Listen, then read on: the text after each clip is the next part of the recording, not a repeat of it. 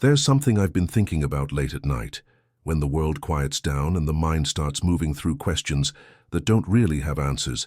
It's about beginnings, specifically the beginning of what we call civilization. You know how sometimes you read a book and realize the first chapter is missing? That the story starts mid-sentence, as if something came before but no one thought to write it down. That's how human history feels to me. Not incomplete in the sense that we lost a few pages, but incomplete in a way that suggests we might be looking at the second act and calling it the first. Around 6,000 years ago, in southern Mesopotamia, a civilization appeared. We call it Sumer, and the strange thing isn't just that it appeared, it's how suddenly it did. One moment, archaeologically speaking, you have scattered villages, simple tools, basic survival. The next moment, you have cities, writing, mathematics, astronomy, law codes, irrigation systems so sophisticated they sustained millions. It's not that these things evolved slowly over time in a way we can trace. They seem to arrive.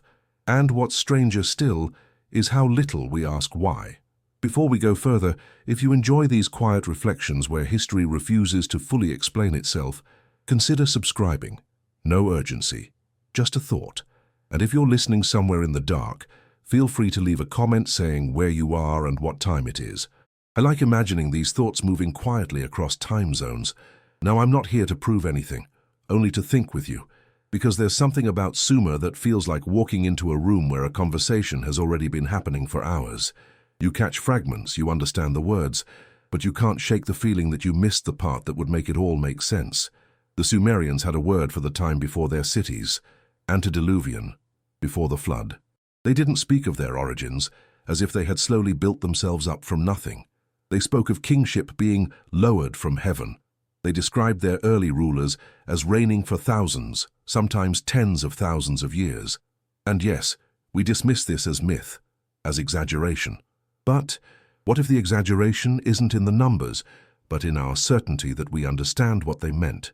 The King List, one of the oldest documents we have, divides history into two periods, before the flood and after. And the after is where recognizable human history begins. Cities rebuilt, dynasties established.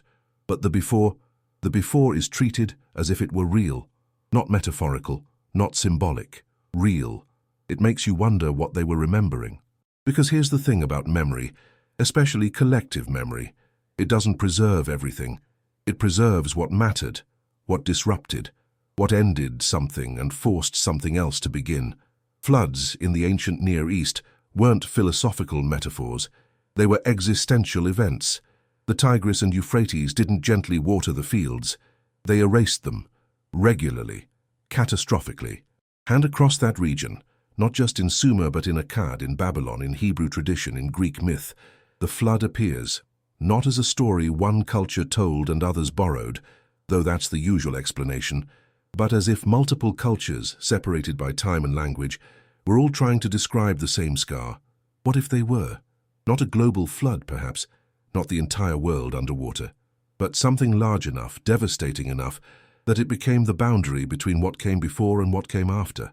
A break so total that everything prior began to feel uncertain, dreamlike, unverifiable. There's a quietness to this thought, a discomfort. Because if that's true, then the Sumerians weren't the first. They were the first after. The first we can see, but before them, in that long stretch of time we call prehistory, perhaps there was something else. Not aliens, not Atlantis. Just us, earlier versions of us, organized in ways that left fewer traces, or traces we haven't learned to recognize.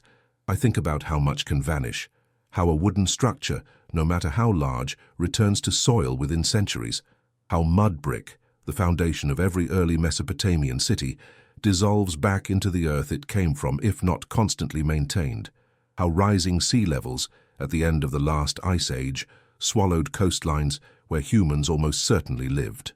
We know they did. We just can't reach those sites anymore. They're gone, not destroyed, just drowned. And this detail is almost never mentioned. There's a map I keep returning to in my mind. Not a physical one, but a temporal one. A map of when things appeared.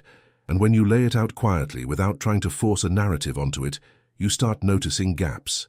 Long stretches of time where humans existed, where we know they existed, but where almost nothing seems to happen. And then suddenly, in what feels like an eye blink on the geological scale, everything happens at once. Göbekli Tepe, for instance. It shouldn't exist where it does in the timeline. Built around 11,000 years ago in what is now southeastern Turkey. It predates Stonehenge by 6,000 years, predates the pyramids by 7,000, predates Sumerian writing, agriculture, pottery. And yet there it stands or stood, massive stone pillars arranged in circles, carved with animals and symbols we still don't fully understand, requiring a level of social organization and labor coordination that we're told didn't exist yet. The traditional story goes like this. Humans were hunter-gatherers, then they learned agriculture, then they settled into villages, then those villages grew into cities, and then civilization emerged, a clean line, a progression.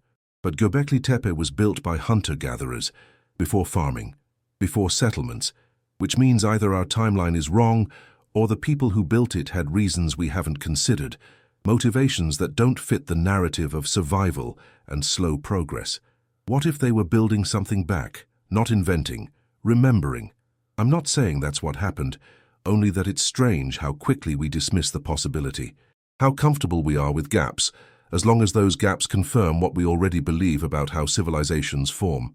There's a term in archaeology, cultural horizon. It refers to a period when a particular style or technology spreads across a wide area in a relatively short time. The Sumerians represent one of these horizons. So do the Egyptians, so do the Indus Valley people, over in what's now Pakistan and northwest India. And here's what unsettles me. They all emerge within a few centuries of each other, around 5,000 years ago, in regions that had contact but weren't the same culture. They didn't copy each other, at least not in any obvious way. They each developed their own writing systems, their own architectural styles, their own religious frameworks, but they all developed them at the same time. Coincidence is always an option. Maybe the conditions were simply right. Maybe agriculture had finally reached a threshold where surplus allowed for specialization, and specialization allowed for complexity, and complexity allowed for cities. That's the standard explanation. It's reasonable, it's tidy, but it also assumes that humans before this moment weren't capable of the same things. That cognition itself somehow changed. That we, as a species, suddenly became smarter or more creative around 5,000 years ago, and that doesn't hold up. Anatomically, modern humans have existed for at least 200,000 years. Our brains haven't changed in any meaningful way during that time. The humans who painted the Lascaux caves 17,000 years ago were just as intelligent as we are. The humans who lived 30,000 years ago, 50,000 years ago, they were us. So why did it take so long for civilization to appear? Or did it? There's a silence in the archaeological record that we've learned to accept as normal. We call it prehistory, as if the name itself justifies the emptiness.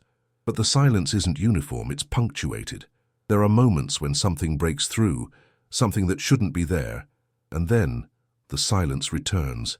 In 1900, sponge divers off the coast of the Greek island of Antikythera found a shipwreck, Roman era, 1st century BC, statues, coins, pottery, typical cargo, but among the debris was a corroded lump of bronze that no one paid much attention to at first. It sat in a museum for decades before someone looked closely enough to realize what it was. A machine, gears, dozens of them, precisely cut and interlocking. A mechanism so sophisticated that nothing comparable appears again in the historical record for over 1,000 years. It tracked the movements of the sun, the moon, the planets. It predicted eclipses. It was, in essence, an ancient analog computer, and we have no idea who made it.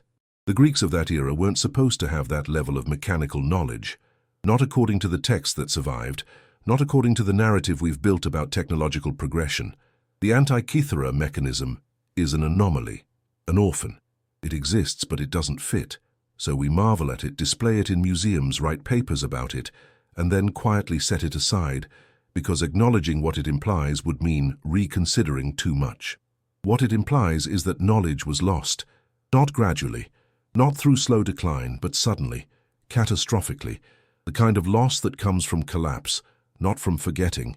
It makes you wonder how many other things were lost, how many mechanisms, how many techniques, how many understandings that we now credit to later civilizations might have existed before and simply didn't survive the gap.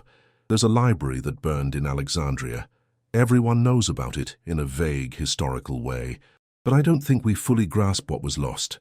The Library of Alexandria wasn't just a collection of scrolls, it was the collected knowledge of the ancient world. Hundreds of thousands of texts, histories, philosophies, scientific treatises, mathematical proofs, astronomical observations. Most of it never copied, most of it existing in only one place, and then it burned. Or rather, it burned multiple times, across several centuries, through accidents and sieges and neglect, until finally there was nothing left but the memory of what had been there. What if the library itself was already a reconstruction?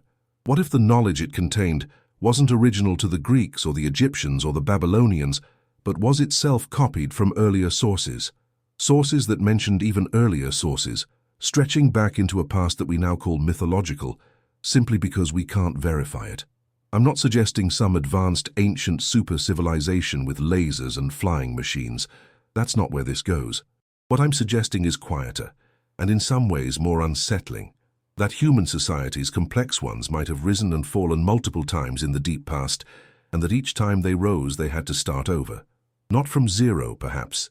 Not from complete ignorance, but from fragments, from stories, from the feeling that something came before, even if the details were lost. The Egyptians themselves spoke of earlier ages, the Zep Tepi, the first time. A golden age when the gods walked among men, when the Nile ran differently, when the climate was wetter and the Sahara was green. We treat this as mythology, but the Sahara was green. 12,000 years ago, maybe 10,000, it was savanna. Rivers flowed through it, lakes dotted the landscape, humans lived there, thrived there, and then, over the course of a few centuries, it dried up, turned to desert, and everyone who lived there had to leave. Where did they go? Some went south, some went east, and some perhaps went north to the Nile Valley, where water still flowed, where life could continue. And maybe they brought something with them. Knowledge, techniques, stories of what had been lost. The earliest Egyptian dynasties don't start simple and build up. They start complex. The step pyramid of Djoser, often called the first pyramid, isn't a crude attempt. It's architecturally sophisticated.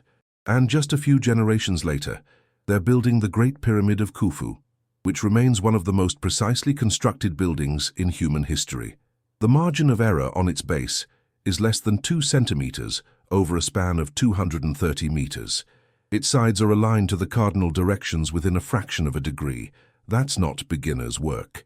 So where are the failures?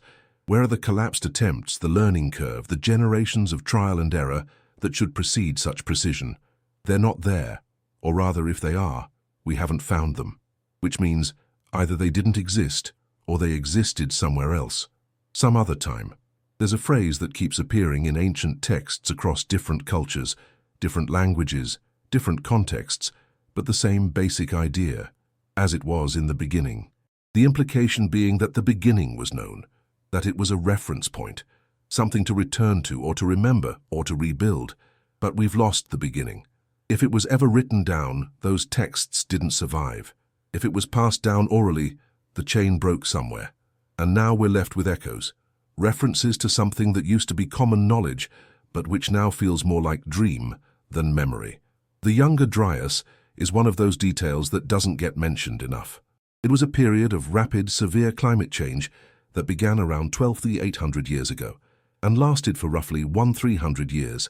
Temperatures dropped, ice sheets expanded, sea levels shifted, and then, just as suddenly, it ended. Temperatures rose again, ice melted, coastlines changed.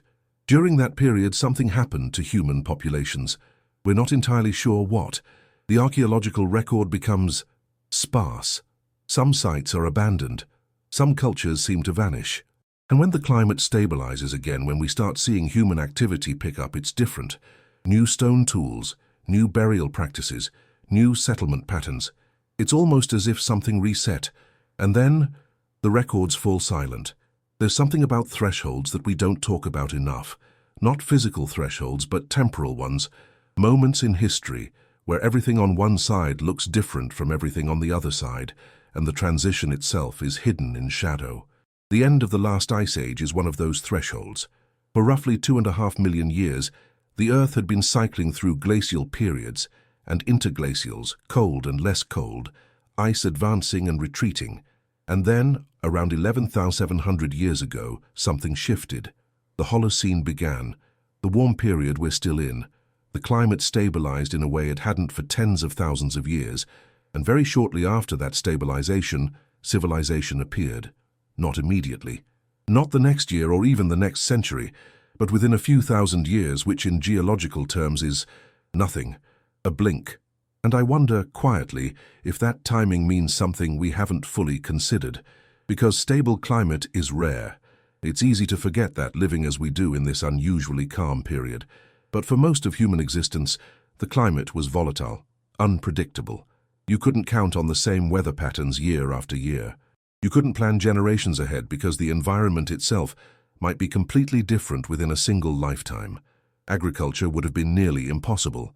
Cities would have been impractical.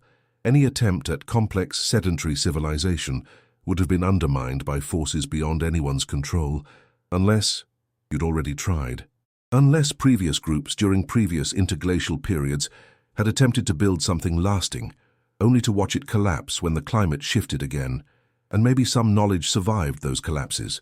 Not buildings, not monuments, but ideas, techniques, the memory of what had been possible, even if the physical evidence was erased. There's a story the Hopi tell, and other indigenous groups across the Americas, about previous worlds. Not past lives or parallel dimensions, but previous ages of humanity. The first world, the second world, the third world, each one ending in catastrophe. Flood, fire, ice. And each time, a few survivors carry forward into the next world, bringing with them fragments of what came before. We categorize these as creation myths, and maybe they are. But what if they're also something else? What if they're historical memory, compressed and distorted by time but rooted in something real? The oral traditions of indigenous Australians contain references to specific geographical features that are now underwater, coastlines that existed during the last ice age, when sea levels were lower, places that haven't been above water for 10,000 years or more. And yet the stories persist, passed down across hundreds of generations, accurate enough that modern researchers can match the descriptions to actual submerged landscapes. If memory can preserve that, what else might it preserve? I think about Plato's account of Atlantis. Everyone knows it. Lost civilization, advanced society, destroyed in a single day and night. We dismiss it as allegory, as a philosophical thought experiment Plato invented to make a point about hubris and the fragility of power. And maybe that's all it was. But Plato said he got the story from Solon, who got it from Egyptian priests in Sais, who claimed it was recorded in their oldest temple records. Records, they said, that went back 9,000 years before Solon's time, which would place the events around 11,600 years ago, right at the end of the Younger Dryas. I'm not saying Atlantis was real, not in the way popular imagination pictures it, with crystal towers and magic, but I am saying that something might have been real. Some society somewhere, complex enough to be remembered, destroyed suddenly enough to become legendary, and the name we use for it now might be wrong, the location might be wrong, the details certainly distorted by time, but the core memory, the feeling that something was lost, maybe that's true. Because we keep finding things that shouldn't exist where they are. Off the coast of India, in the Gulf of Kambat, sonar surveys have detected geometric structures underwater, foundations possibly, walls, arranged in patterns that don't look natural. The depth suggests they've been submerged for at least 9,000 years, possibly longer. Samples brought up have been dated, debated, contested. The site remains controversial, unconfirmed. But it's there. Something is there. Off the coast of Japan, near Yonaguni, there are formations that look carved. Stepped terraces, right angles, flat surfaces. Geologists argue about whether they're natural or artificial. The debate has gone on for decades. But no one disputes that if they are artificial, they would have been above water during the Ice Age and submerged when sea levels rose. And then there's the Black Sea, which wasn't always a sea. 12,000 years ago, it was a freshwater lake, sitting well below the level of the Mediterranean, And then, around 7,600 years ago, something happened. The Mediterranean broke through the Bosphorus. Water poured in catastrophically, raising the lake level by hundreds of feet in what might have been a matter of months or even weeks. Entire coastlines vanished. Any settlements along the old shores would have been swallowed, and we know there were settlements there. We found evidence of human habitation around the Black Sea dating to before the flood, but whatever was there, it's now under 600 feet of water. How much was lost that we'll never recover? The thing about water is that it erases more thoroughly than fire. Fire destroys, but it leaves ash, charred remains, traces. Water drowns and scatters and dissolves until there's nothing left but sediment. And if the sea level rise at the end of the Ice Age was gradual in some places, it was catastrophic in others. River valleys flooded, coastal plains submerged, islands disappeared, and humans lived on coasts. We always have. Coasts are rich in resources: fish, shellfish, seabirds, marine mammals, access to trade routes, moderate climates. If you were going to build a complex society, a coast would be one of the best places to do it, which means the best places to build are now underwater. It's estimated that sea levels rose roughly 400 feet between the end of the Ice Age and the beginning of the Holocene. 400 feet. Entire landscapes drowned, and with them, potentially, any evidence of whoever lived there. We build our understanding of prehistory on what survives, but what survives is only what happened to be in places that are still accessible. High ground, dry caves, inland sites. We're not seeing a complete picture. We're seeing the picture that the planet chose to preserve. And what if the most important parts are missing? There's a quote I read once, I can't remember where, but it stayed with me. Absence of evidence is not evidence of absence. It's become a cliché, maybe, but it's true. Just because we haven't found something doesn't mean it never existed. It might mean we're looking in the wrong places, or that the right places are gone. I imagine sometimes what it would be like if our current civilization collapsed. Not slowly, not through gradual decline, but suddenly. A catastrophe. Solar flare, pandemic, nuclear war, climate cascade, doesn't matter which. And then imagine a few thousand years passing. What would survive? Stone structures, maybe. The pyramids, some cathedrals, dams and bridges, though those would crumble eventually. Everything else, glass, steel, plastic, it all degrades. Wood rots, paper burns. Electronics corrode. Within a few centuries, most of what we've built would be gone. Within a few thousand years, nature would reclaim almost everything. And if someone came looking later, trying to piece together what we were, they'd find fragments, scattered ruins, artifacts they might not understand. They might conclude we were simpler than we were, less organized, less knowledgeable. They might look at the gaps in the evidence and assume nothing was there. They'd be wrong. But how would they know? There's a pattern I've noticed in how we talk about ancient people. We tend to assume they were less capable than us, not intentionally perhaps, not consciously. But it's there in the language, in the way we frame discoveries. We say they managed to build something, or they somehow achieved a level of precision, as if we're surprised they could do it at all. But they were us. Same brains, same capacity for abstract thought, for planning, for creativity. The only difference is time and accumulated knowledge, and if knowledge can accumulate, it can also disappear. There's a temple complex in Lebanon called Baalbek. Roman ruins sit on top of it now, well documented, understood. But beneath the Roman construction is something older, a foundation platform made of stones so large they're called the trilithon. 3 blocks, each weighing somewhere between 800 and 200 tons. That's not a typo. Not 800 pounds, 800 tons, each one. And they're not rough cut. They're precisely shaped, fitted together so tightly you can't slip a piece of paper between them. They were quarried about a quarter-mile away, transported, lifted into position, and integrated into a foundation wall about 20 feet off the ground. The Romans didn't do this, they built on top of it, but even they attributed the foundation to an earlier people. They called it a work of giants, and we don't know who actually did it, or when, or how. Modern engineers struggle to explain how it would even be possible with current technology. Cranes that could lift those weights exist, barely, but they're enormous, complex machines. They wouldn't fit in the space available. They'd need modern roads to get there. So how did someone do it thousands of years ago? The usual answer is lots of people, lots of time, clever use of ramps and levers, and maybe that's true. Maybe it's simpler than it looks. But I wonder if we say that because the alternative is uncomfortable. The alternative being that we've underestimated what ancient people knew, what they were capable of, what they might have inherited from even earlier traditions. There's a similar situation in Peru at a site called Sacsayhuaman outside Cusco. Massive stones, some weighing over 100 tons, fitted together with the same impossible precision. No mortar, no gaps. Angles that aren't right angles, but still perfectly matched. The Inca built fortifications on top of this site, but they never claimed to have built the foundation. Their own legends said it was already there when they arrived, constructed by an earlier people during a previous age. And in Egypt, something similar. The Valley Temple at Giza next to the Sphinx is made of limestone blocks weighing up to 200 tons. No inscriptions, no decorations, just precisely fitted stone.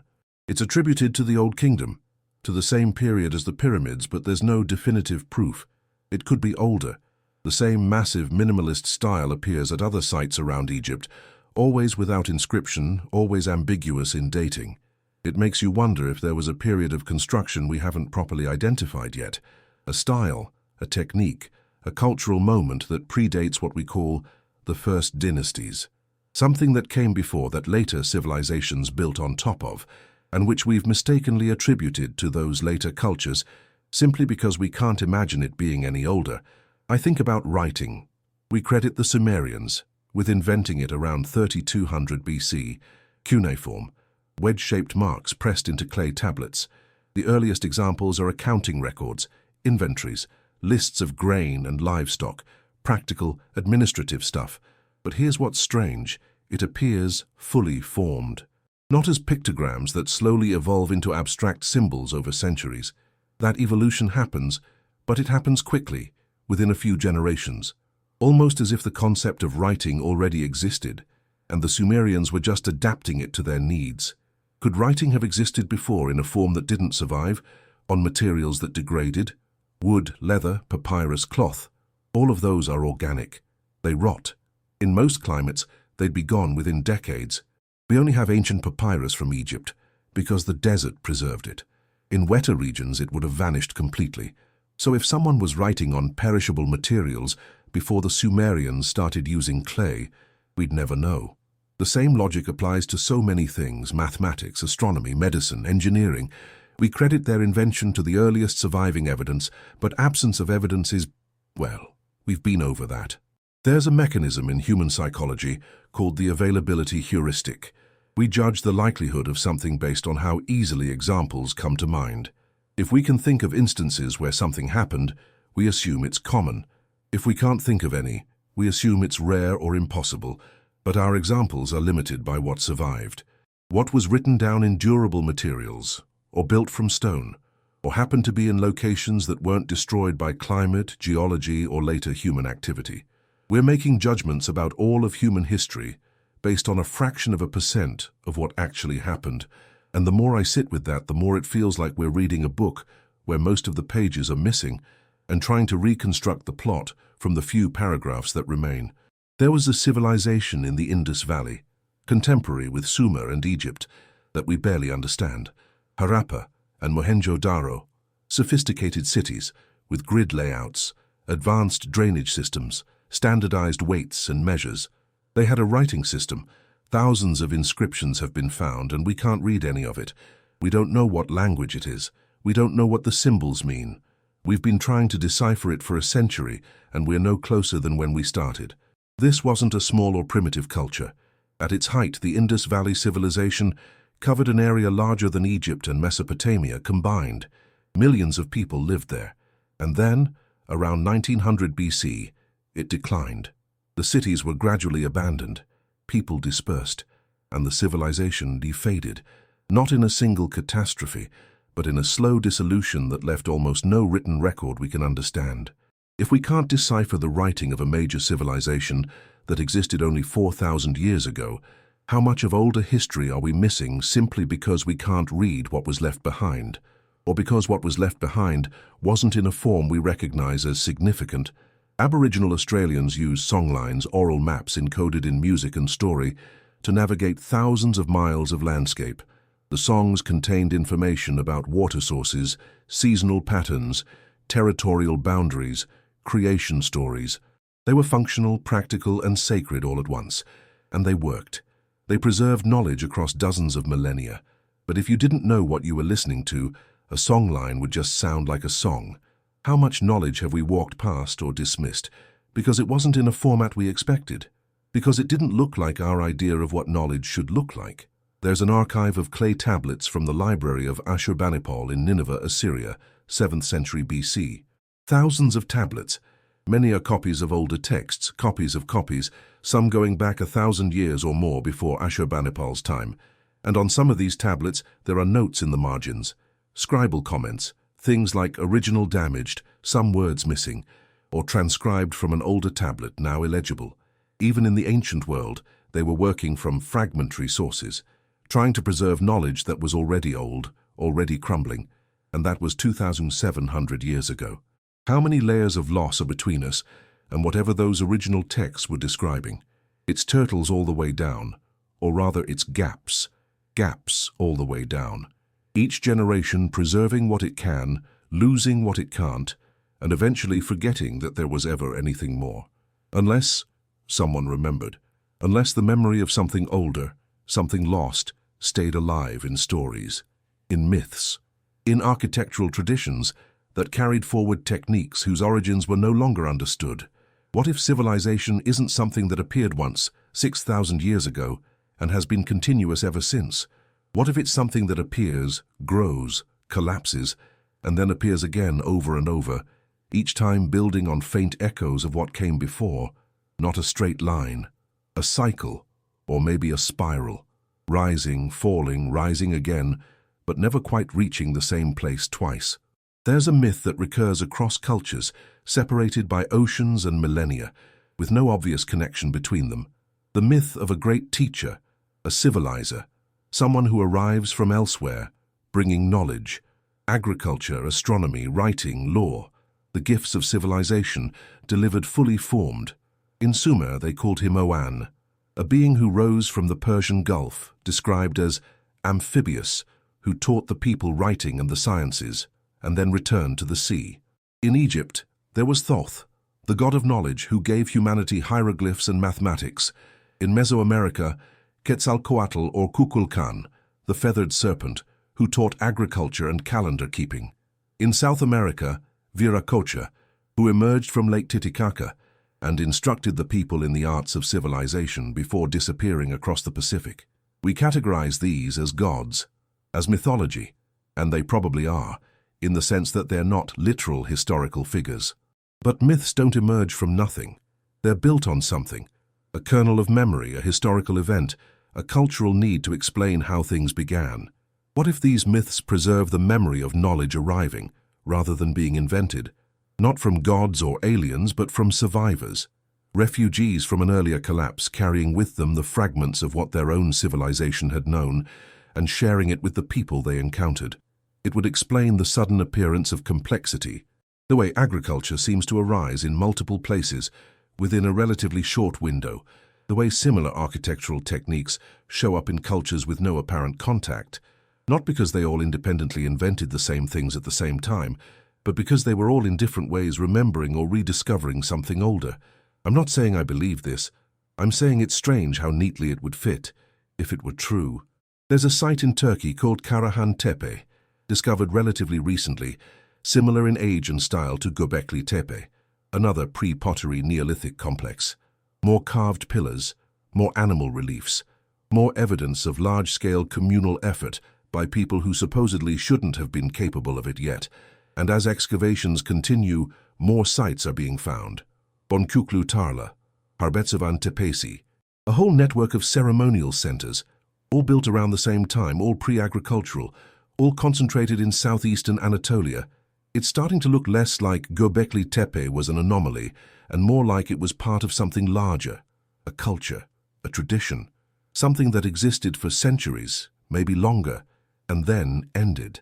Around 8000 BC, these sites were deliberately buried, not destroyed, not abandoned and left to decay, buried.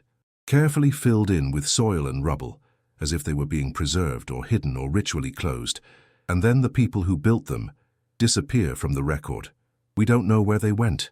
We don't know if they dispersed, or migrated, or died out. But the monumental construction stops, and a few centuries later, agriculture begins in earnest in the same region. What happened in between? There's a theory, not widely accepted but not entirely dismissed, that agriculture wasn't purely a technological invention, that it was also a response to crisis, that the shift from hunting and gathering to farming wasn't because farming was easier. It's not. It requires more labor, more coordination, more risk, but because it became necessary, because the climate was changing, or populations were growing, or the resources people had depended on were vanishing. In other words, agriculture might have been a survival strategy, a way of adapting to a world that had become less hospitable. And if that's true, it raises the question, what were people doing before that crisis? Before they needed to farm?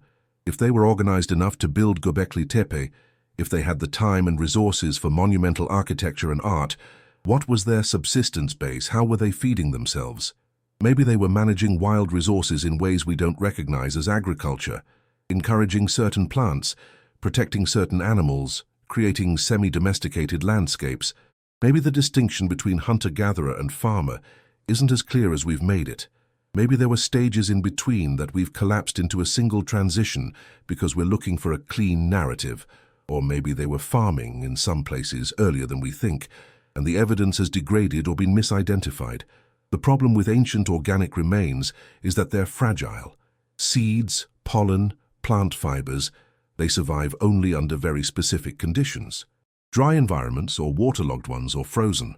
In temperate, humid climates, they're gone within years, so our evidence for early agriculture comes almost entirely from places where preservation happened to be good. Which means we might be missing entire agricultural traditions that existed in regions where nothing organic survives. It's like trying to understand a language when you can only hear every 10th word. I think about how much we take for granted. The knowledge that feels basic, fundamental, obvious. How to start a fire, how to purify water, how to navigate by stars, how to predict seasons. These things had to be learned once, figured out through trial and error, observation, experimentation, and once learned they had to be taught, passed down generation to generation. But if the chain breaks, if a generation dies before teaching the next, the knowledge disappears, and it might take centuries or millennia to rediscover. There are documented cases of this. The Polynesians, master navigators who settled islands across the Pacific using nothing but stars, currents, and wave patterns, lost those skills in some regions after European contact, not because the knowledge was inherently fragile, but because the cultural transmission was disrupted. Within a few generations, the ability to navigate thousands of miles of open ocean without instruments was gone. It's being revived now, painstakingly reconstructed from oral traditions and experimentation, but for a while it was lost. And if those elders hadn't survived, if the colonization had been more complete, it would have been lost permanently. How much knowledge has been lost that way throughout history, not through catastrophe but through interruption, through the quiet breaking of chains. And if small-scale disruptions can erase complex knowledge within generations, what would large-scale disruptions do? Climate catastrophes, pandemics, wars, migrations, the kinds of events that destabilize entire regions, that force populations to prioritize immediate survival over long-term preservation. The Dark Ages are a European example. After the fall of Rome, literacy rates plummeted. Technical knowledge was lost.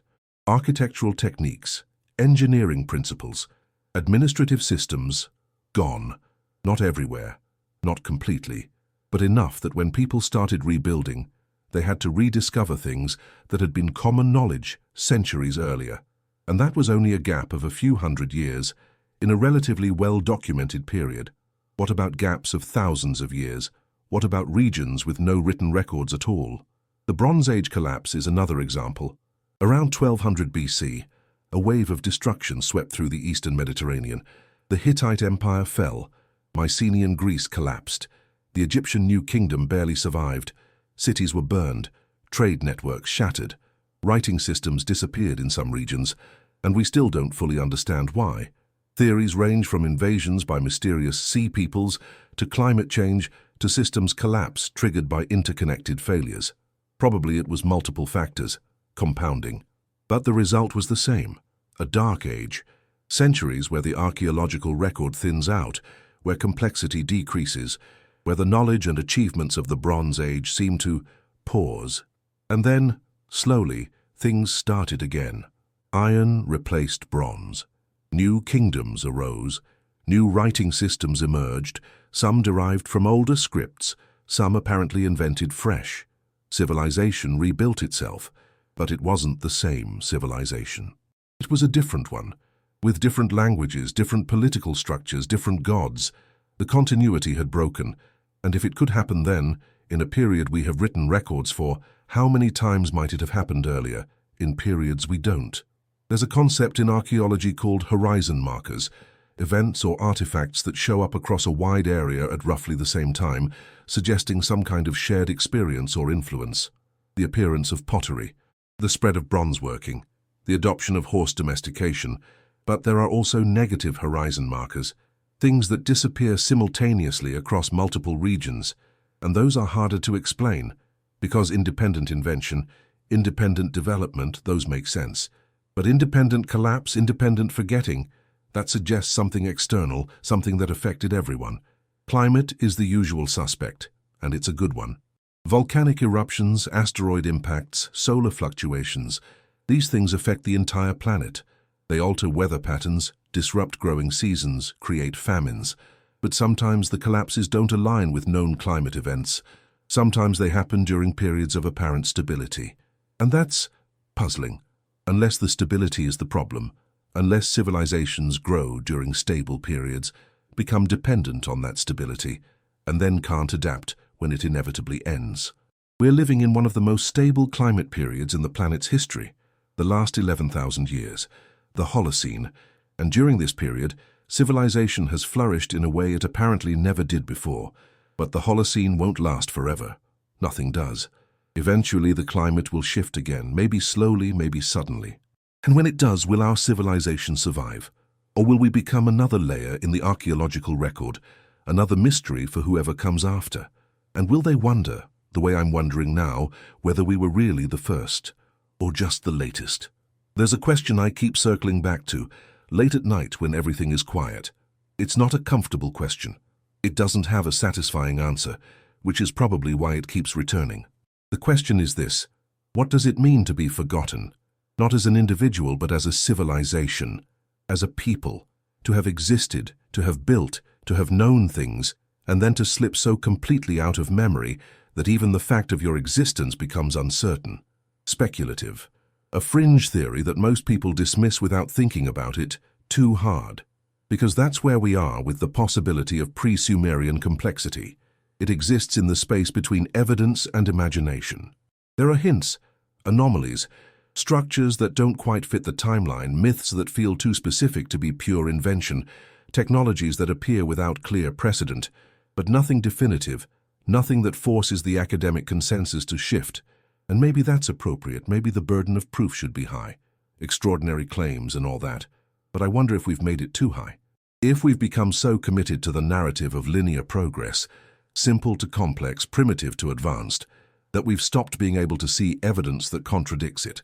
Not because the evidence isn't there, but because we've trained ourselves not to recognize it. There's a cognitive bias called confirmation bias.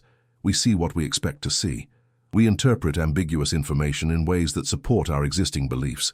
And when we encounter something that doesn't fit, we explain it away. Find reasons why it's not really an anomaly, why it fits after all if you look at it the right way. Archaeologists are human. They're subject to the same biases as everyone else, and the professional incentives don't encourage wild speculation. Careers are built on careful, incremental work, on publications that add small pieces to the accepted framework, not on papers that suggest the entire framework might need rethinking. So the anomalies get noted, studied, and then filed away. Not suppressed exactly, just not pursued with the same energy as research that fits comfortably within established paradigms. And slowly, the picture we build becomes more and more refined, more and more detailed, but only within the boundaries we've already drawn. What lies outside those boundaries, we don't know. By definition, we can't know because we're not looking there. There's an area of the Atlantic Ocean off the coast of West Africa where the seafloor has some unusual features. Flat-topped underwater mountains called seamounts. Most are explained as volcanic formations, eroded by wave action when sea levels were lower. But some of them have geometric characteristics that are interesting. Right angles, parallel lines, features that look from sonar almost artificial. Almost certainly they're natural. Geology produces right angles sometimes. Basalt columns, fault lines, crystalline structures. Nature isn't all curves and chaos, but still, almost. And they're deep. Too deep to explore easily, too expensive to investigate thoroughly. So they remain a curiosity, a footnote. Something that might be interesting if anyone had the resources and motivation to look closer. But no one does, because the assumption is that they're natural, and proving they're natural doesn't tell us anything we don't already know. And proving they're artificial, well, that's not considered a realistic possibility, so why invest in it? It's circular reasoning in a way. We don't investigate because we don't expect to find anything. And we don't expect to find anything because we haven't investigated. I'm not saying there's a lost city on the Atlantic sea floor. I'm saying there could be, and we'd probably never know. The ocean covers 70% of the planet. We've mapped about 20% of the sea floor at high resolution. That leaves 80%. And the deep ocean. We know more about the surface of Mars than we do about parts of our own ocean floor. If something is down there, something old, something from when those areas were shallower or even above water, it's waiting in darkness, untouched, unknown, and it will probably stay that way. Because ocean exploration is expensive, and funding goes to projects with clear scientific or economic value. Oil deposits, mineral rights, climate research, not speculative archaeology. Which means, if there are answers to these questions, answers buried under silt at the bottom of the sea, we're choosing not to find them. Not actively, but through inaction, through prioritization, through the simple fact that some questions are considered worth asking, and others aren't. There's a phrase I've heard in academic contexts, not even wrong. It's used to describe ideas that are so far outside the framework of accepted science that they can't be meaningfully evaluated. They're not wrong in a way that can be tested and disproven. They're just not part of the conversation. The idea of advanced pre-Ice Age civilizations has been pushed into that category, not because it's been disproven, but because it's been deemed unworthy of serious consideration. Pseudoscience, fringe theory, the domain of cable documentaries and conspiracy theorists. And maybe that's fair. Maybe the evidence really isn't there. Maybe I'm seeing patterns where none exist, the way humans always do because our brains are wired to find meaning even in randomness. But the dismissal feels premature, too quick, too certain, because there are still questions, real ones, questions that mainstream archaeology hasn't adequately answered. How did the Sumerians develop writing so quickly? Where are the intermediate stages? Why do flood myths appear across so many unconnected cultures? What happened during the Younger Dryas that caused such dramatic changes in human societies? Who built the pre-pottery megalithic sites in Turkey, and where did they go? Why do ancient texts across multiple civilizations reference earlier ages, earlier peoples, knowledge passed down from before the flood, before the catastrophe, before memory? These aren't ridiculous questions. They're not asking about aliens or magic or Atlantean crystal technology. They're asking about gaps in the historical record, about transitions that seem too abrupt, about knowledge that appears without clear origin. And the usual answer is, we don't know yet. More research is needed, which is fair, but the research isn't happening. Not at the scale it would need to. Not in the places it would need to happen. Underwater, in remote regions, in areas that are politically unstable or economically unimportant. So the questions remain, unanswered. And slowly, they fade from active inquiry into historical curiosity. Things people used to wonder about before the field moved on to other priorities. And maybe that's how forgetting happens. Not through destruction, but through neglect. Through the slow erosion of curiosity. The gradual acceptance that some things are unknowable and therefore not worth pursuing. I think about the Library of Alexandria again. What was lost there wasn't just information. It was questions. Lines of inquiry that were being pursued, theories that were being tested, observations that were being recorded. When the library burned, those investigations ended, and whoever might have continued them, whoever might have built on that work, they didn't know it had existed.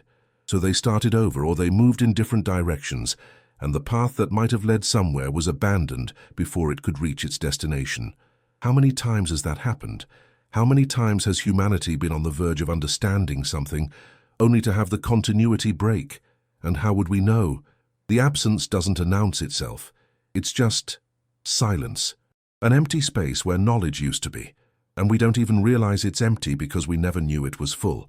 There's something deeply unsettling about that. The idea that we could be profoundly ignorant of our own ignorance, that the map of human history we've drawn is missing entire continents, and we're confidently sailing on as if we've charted everything. But maybe that's always how it is. Maybe every generation thinks it has the full picture, or close to it. And every generation is wrong, but doesn't live long enough to find out. We stand on the surface of the present, looking back through layers of time, and we think we see the beginning. We think we see where it all started. But what if we're only seeing where the record started, where the preservation happened to begin? What if the real beginning is deeper, older, stranger than we've imagined? And what if the reason it feels like human history is incomplete is because it is?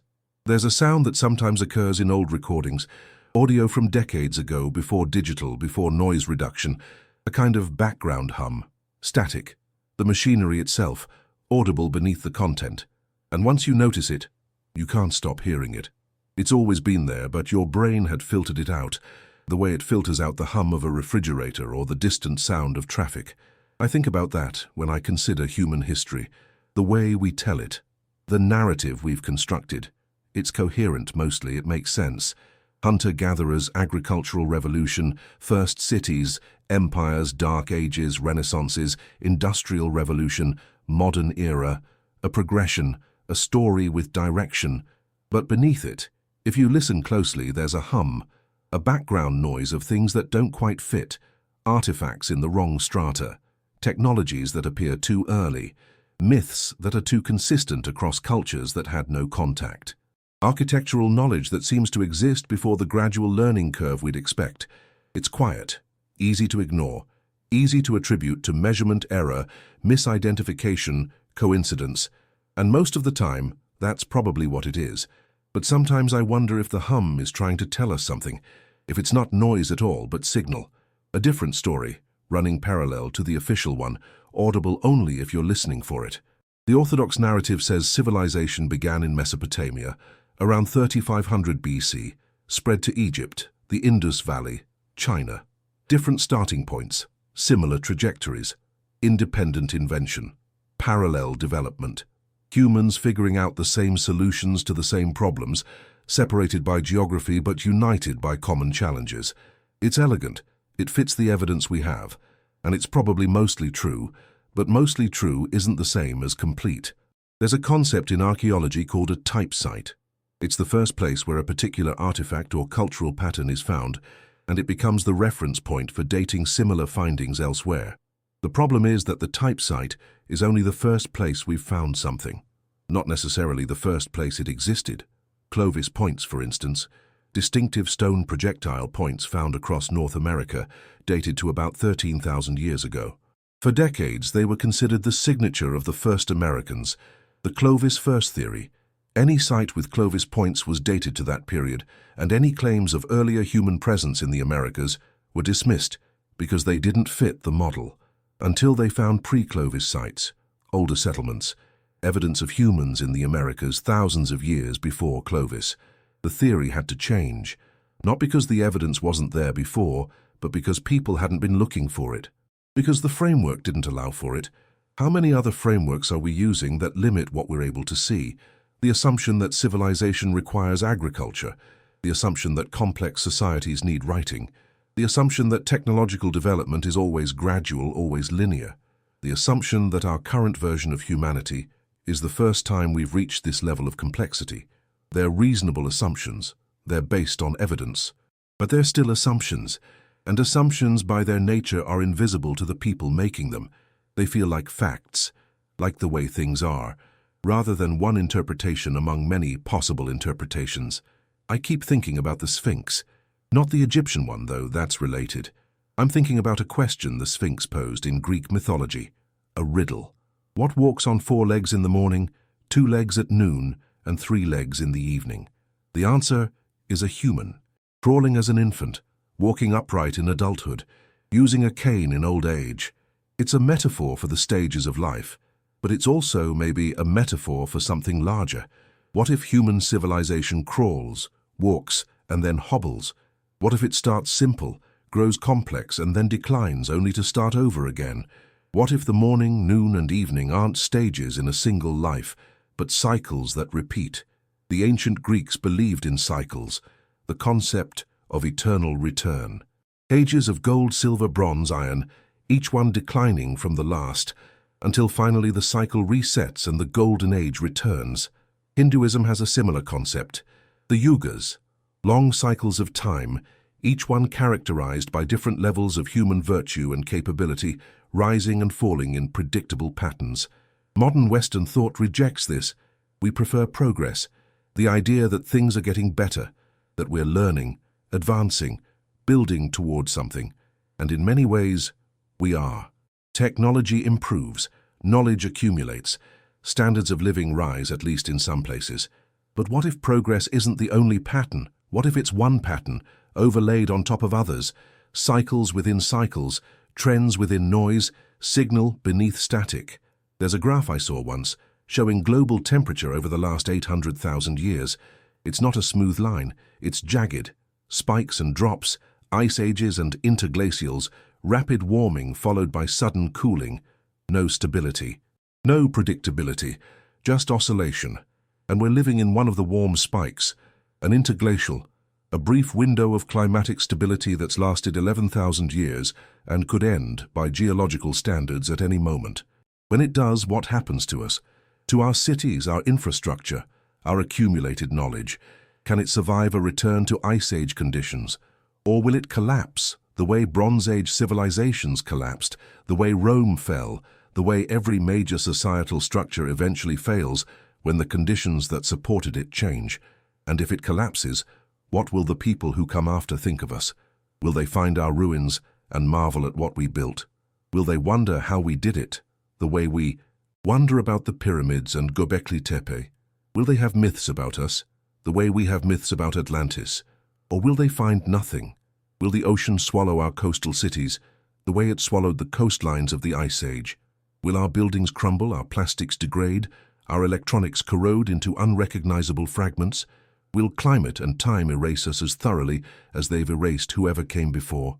And if that happens, if we vanish into the archaeological record with barely a trace, will we have been real?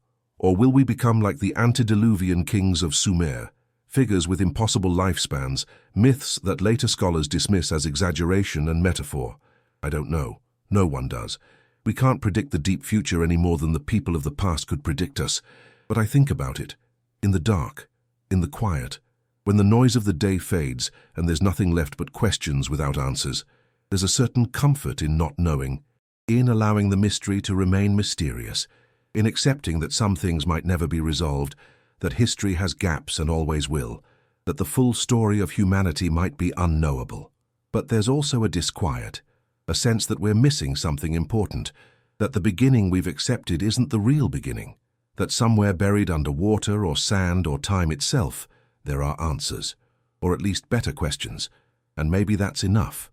Maybe the point isn't to solve the mystery, but to remain curious about it, to keep wondering, to refuse the easy explanations, the comfortable narratives, the assumptions that close off inquiry before it's really begun. Because if we stop wondering, if we accept that what we know is all there is to know, then we've forgotten something essential about what it means to be human. We've forgotten how to ask, what if? What if there's more? What if the story goes deeper? What if human history feels incomplete? Because it is, and always has been, and maybe always will be. The thought sits there, unresolved, quiet, like the space between stars, like the pause between breaths, like something waiting, just beyond the edge of what we can see.